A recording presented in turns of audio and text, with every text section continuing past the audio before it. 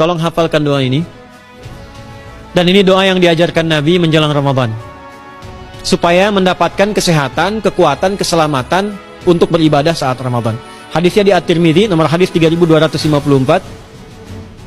Qala, langsung saja qala Nabi sallallahu alaihi wasallam, Allahumma ahillahu alaina bil yumni wal iman was salamati wal islam rabbi wa rabbukallah. Nah, itu tolong nanti dihafalkan, tadi sudah direkam, dibimbing. Nanti ketika ditetapkan masuk awal Ramadan, bacakan itu.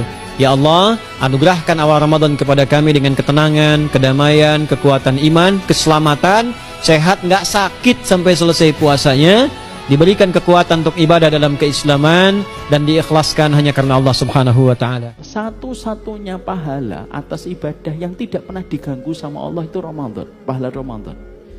Bapak kalau sholat tapi bapak nyakitin orang, pahala sholatnya bapak dipakai untuk membalas kezaliman bapak kepada orang yang bapak sakiti.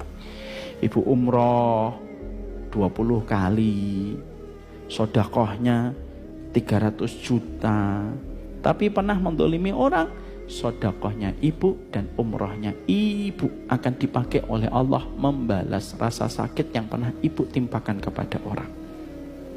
Tapi ada satu ibadah yang tidak pernah diganggu sama Allah dan tidak pernah dikurangi sama Allah untuk dijadikan balasan untuk membalas kezaliman. Apa itu? Pahala yang tidak pernah diganggu oleh Allah dan tidak pernah dikurangi oleh Allah untuk membalas kezaliman itu satu. Pahala Ramadan itu tidak pernah diganggu sama Allah. Kenapa?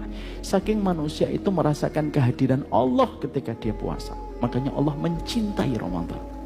Orang bu, bapak, orang kalau sholat itu masih bisa riak. Tapi kalau orang Ramadan itu tidak bisa riak.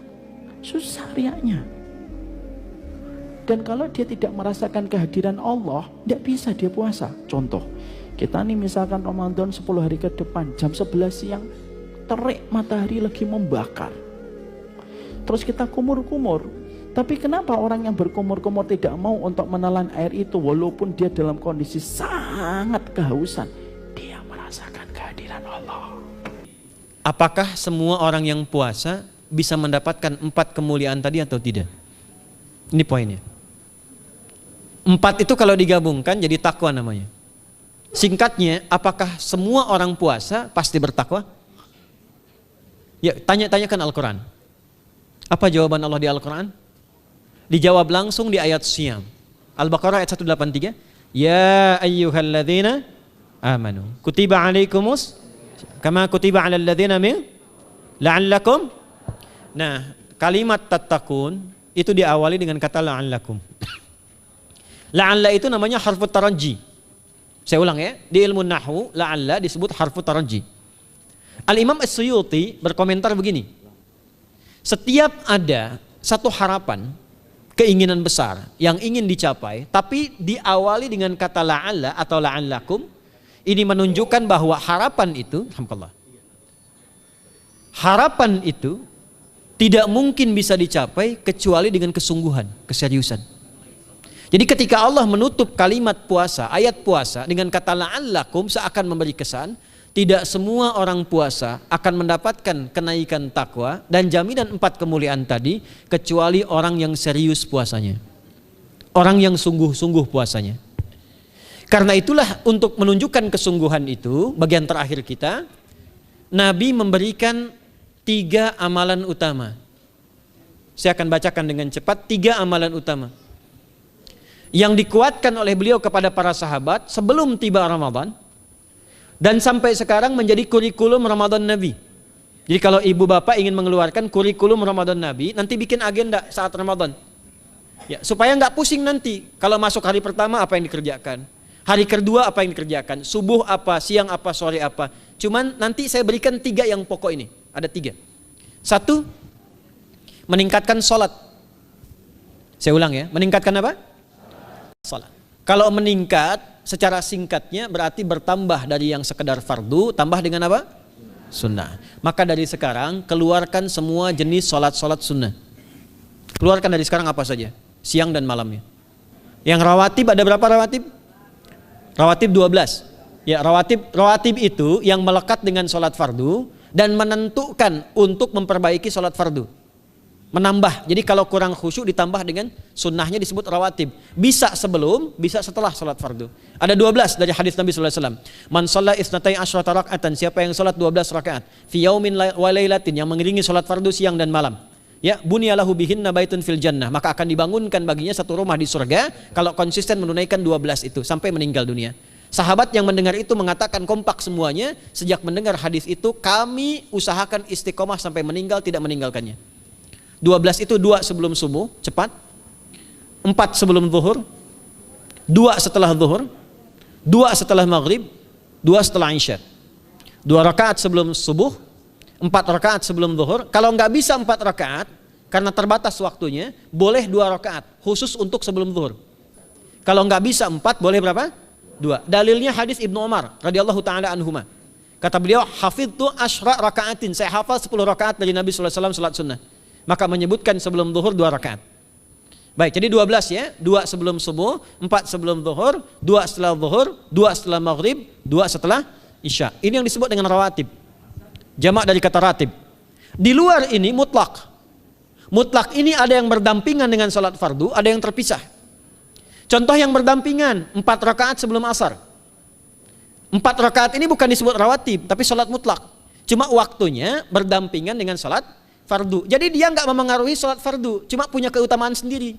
Apa keutamaannya? Hadis Ibnu Umar radhiyallahu taala anhuma, ketika beliau menyampaikan qala Nabi sallallahu alaihi wasallam rahimallahu ra'an shalla qabla al-asri arba'an. Allah akan menambahkan rahmat pada orang yang terbiasa salat 4 rakaat sunnah sebelum salat asar. Jelas ya? Baik. Kemudian apalagi setelah itu? Salat di antara 2 adzan dan 2 adzan ini, adzan dan iqamah. Ya, di antara adzan dan iqamah. Tahiyatul masjid. Apalagi misalnya salat duha. Duha dibagi 3. Awal duha itu kurang lebih 1,5 jam setelah salat subuh. Subuh sekarang misal 4:30, maka jam 6 muncul awal duha. Namanya syuruk. Saya ulang, salat apa namanya? Syuruk itu salat awal duha. Jumlah rakaatnya 2 rakaat.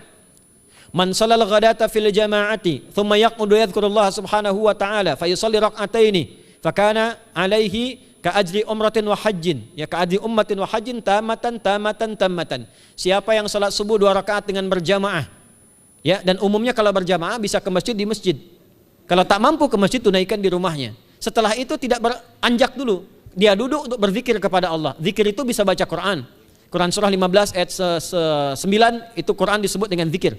Quran surah 54 ayat 17, 22, 32, 40 itu Quran disebut dengan zikir. Bisa baca Quran, bisa berdoa. Doa disebut dengan zikir. Quran surah ke-7 ayat 205. Ya. Bisa dengan apa lagi? Bertafakur, ya, mengaji, ta'lim, itu disebut dengan zikir. Ali Imran ayat 190 191. Alladzina yadhkuruna Allaha qiyaman wa qu'udan wa 'ala junubihim wa yatafakkaruna fi khalqis samawati wal ard, ya, disebut dengan zikir. Bisa bertasbih. Zikir pagi petang, kalimat-kalimat thayyibah, ada itu di Quran surah ke-4 ayat 103. Jadi habis salat subuh zikir dulu. Doa dulu, zikir dulu, belajar dulu, tafsir dulu. Setelah itu muncul syuruk. Perjalanannya disebut isyraq, melewati masyrik, 1 tombak bayangan, dia salat 2 rakaat, itu pahala salatnya senilai haji dan umrah. Sempurna. Bukan sudah haji, bukan. Mau kemana? Ibu mau haji dulu? Tidak. Ya, hajinya nanti bulan Dzulhijjah. Tapi senilai haji dan umrah itu 2 rakaat. Awal duha disebut apa? Syuruk. Pertengahan duha sekitar jam 9 jam 10. Jumlahnya 2 sampai 4 rakaat. Ya, 2 sampai 4 rakaat. Apa fungsinya? 1, mengganti seluruh zikir yang ada dalam tubuh kita. Mata berzikir, telinga berzikir, lisan berzikir, bisa diganti dengan 2 rakaat duha. Itu waktunya pertengahan duha. Kurang lebih dari jam 8, 9, 10 lah, kurang lebih 3 jam itu, ya. Yang kedua, bisa menghambat atau menghentikan, menahan satu musibah umum. Misal ada kebanjiran nih atau macet nih.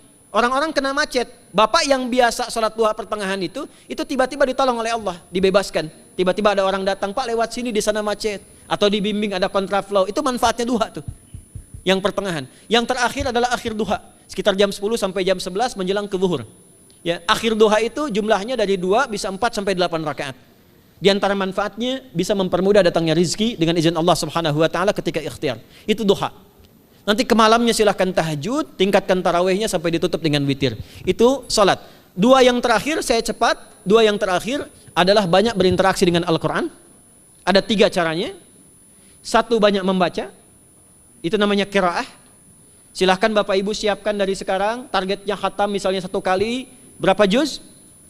30 juz. Kalau mau gampang bagi 30, berarti 1 hari berapa? 1 juz. Paling gampang lagi, supaya nggak capek ngajinya, supaya nggak capek, bagi 1 juz 5 waktu sholat.